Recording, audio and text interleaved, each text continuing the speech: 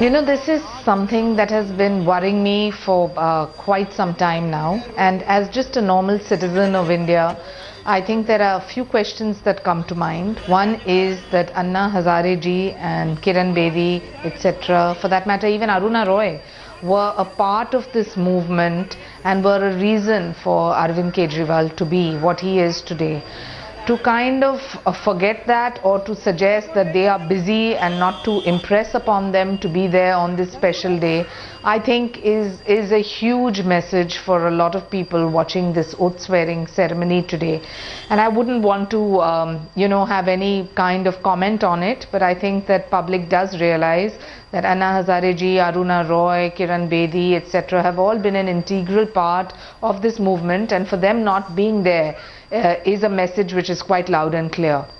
Without going into that, I think that the other point I would like to definitely raise is that, the amount of talk that we will do this, we will show that, we don't want VIP security, we are the common man. But if you have a look at Ram Leela Maidan today, it is that same Maidan where this movement started, but the amount of security personnel that has been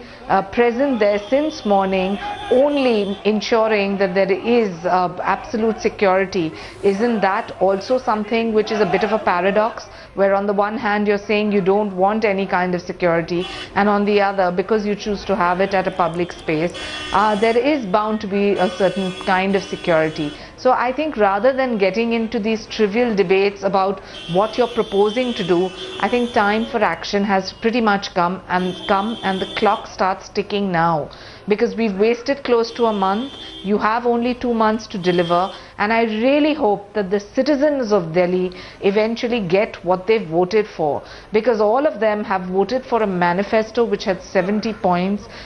some of which are so unbelievable that if they can actually implement that, then only can one discuss their political future, and if not, it's clearly a political obituary.